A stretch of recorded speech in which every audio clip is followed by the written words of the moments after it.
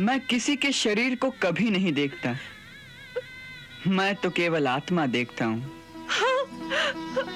तुम्हारे अंदर जो सुंदर आत्मा है उसे लोग नहीं देख सकते, परंतु मैं तुम्हारी वो परम सुंदर आत्मा देख रहा हूं। इसीलिए तुम्हें सुंदरी कहा मैंने। जिस श्राप के कारण तुम्हें यह कुबड़ा शरीर प्राप्त हुआ था, उस श्राप की अवधि समाप्त हो गई है।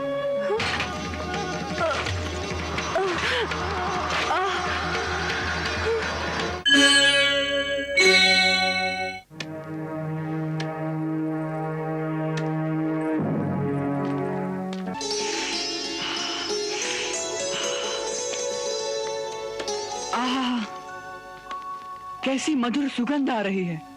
दाऊ भैया, हाँ, ये सुगंध कहाँ से आ रही है? सुगंध? यहाँ तो सुगंध वाली कोई वस्तु दिखाई नहीं देती। हाँ, केवल वो एक कुबड़ी आ रही है।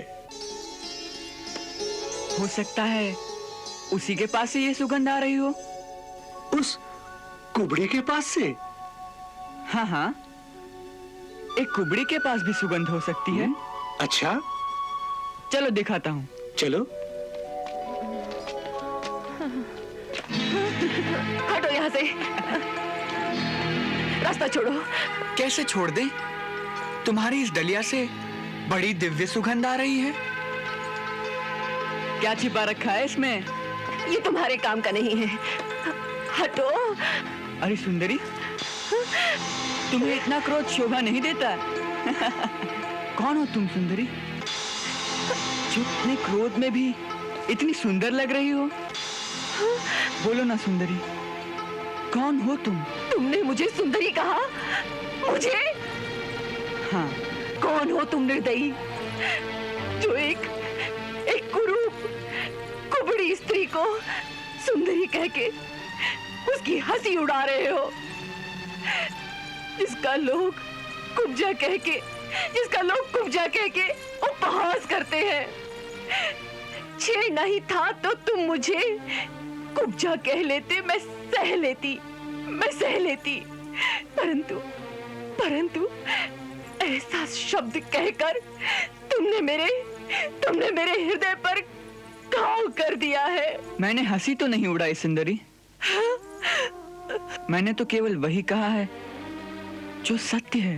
एक कुबड़ी शरीर, कुरूप मुख, तुम्हें सुंदर लगता है? देवी, मैं किसी के शरीर को कभी नहीं देखता। मैं तो केवल आत्मा देखता हूँ।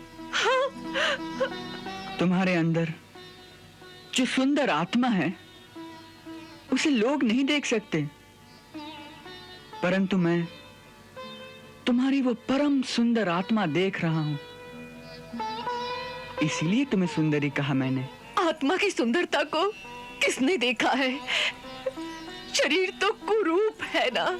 शरीर की कुरूपता और सुंदरता प्राणी के अपने कर्मों के अनुसार होती है।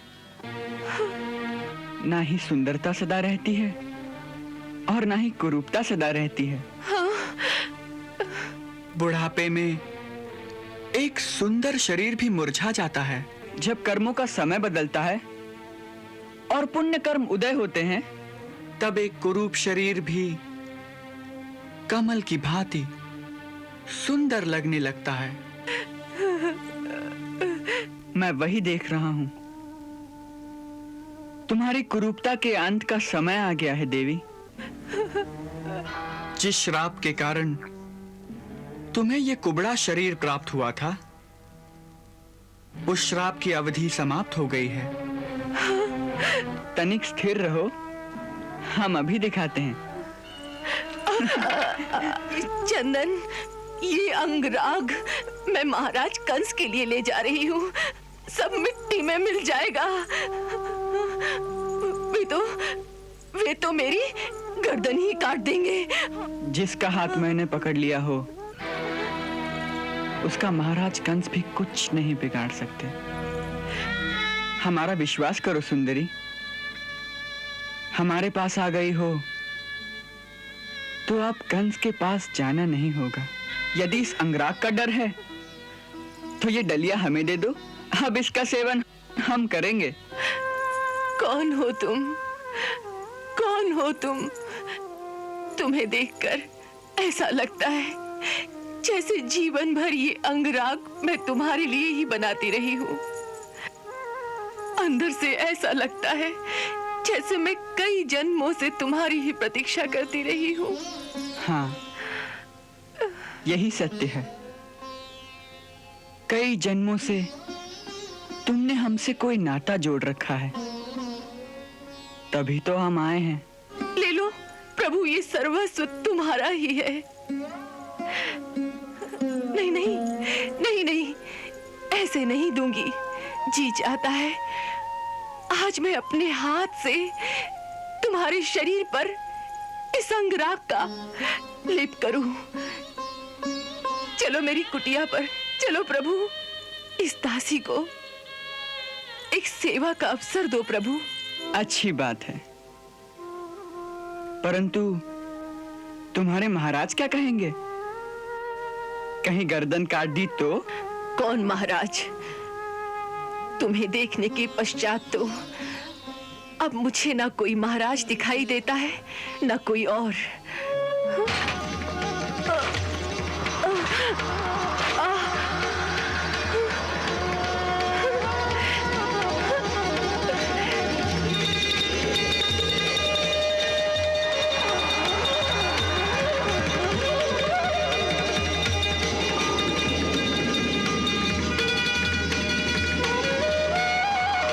मैंने कहा था ना कि तुम्हारी कुरूपता का समय समाप्त हो गया है।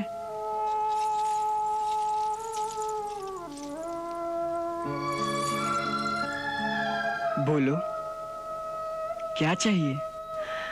प्रभु, अब तुम्हारे सिवा मुझे क्या चाहना है? तुमने स्वयं ही तो मेरे मन में ये भावना जगाई थी कि तुम मेरी कुटिया में और मैं अपने हाथों से तुम्हारे अंग अंग को अपने अंगराग की कला से सुभाषित कर दूं। बस उसी संकल्प को पूरा कर दीजिए, मुझे और कुछ नहीं चाहिए। हमें तुम्हारा यह संकल्प स्वीकार है। हम वचन देते हैं कि हम तुम्हें एक दिन इस सेवा का अवसर अवश्य प्रदान करेंगे। हम स्वयं तुम्हारी कुटिया में आएंगे। असल में तुम्हारे पिछले जन्म का ये ऋण है हम पर। जब राम अवतार के समय हम धरती पर आए थे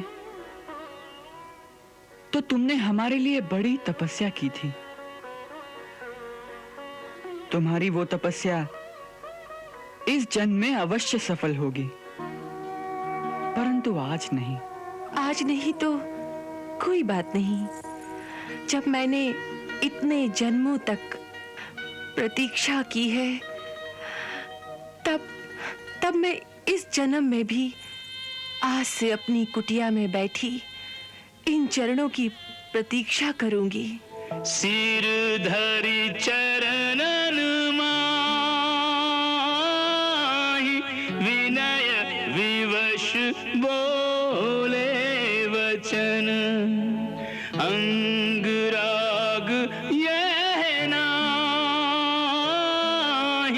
यह प्रभु मम अनुराग है।